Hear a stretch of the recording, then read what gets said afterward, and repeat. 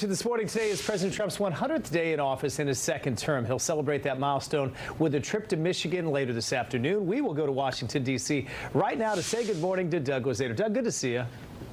Good morning. So the administration focusing on really two big issues to mark the occasion. And certainly we've seen it at the White House. Immigration is one of those. That's probably the achievement they're most proud of.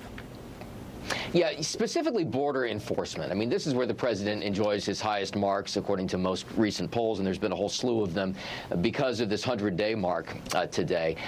That's a strong suit for the president. A weaker suit would be the economy, and a lot of this has to do, of course, with the tumult that we've seen in recent weeks involving tariffs and the impact that's had on markets and the fear that that could stoke inflation. So the president will be hitting this issue head on. He's going to a state where tariffs could have a big impact, and that's Michigan today.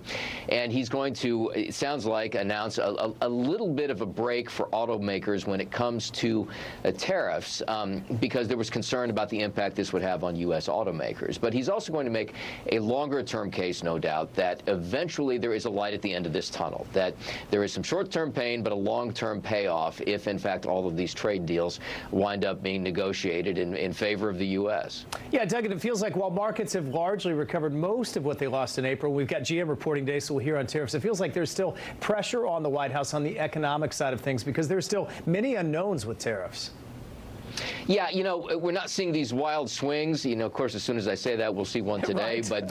But for the most part, the market seems to have calmed down a little bit. The uncertainty, I guess you could argue, has been priced in to some degree, but there really is a question about what the longer-term impact here is going to be. And, you know, I think the markets would probably love it if there was some sign that there was some movement toward a trade deal with China, for instance. And there's even right now a question about whether talks are happening with China or not, depending on who you talk to. But that's, of course, a huge trading partner. On the other hand, you have a country like India that is in the process of working out a trade deal with the U.S. And if that, you know, comes to fruition, and it apparently is getting pretty close, that's going to be a big deal for investors. Doug, let's finish with this. We know Israel-Hamas front still rages on. We're also watching Russia-Ukraine. Now it appears President Putin calling for a brief ceasefire. Any word from the White House or President Zelensky on that?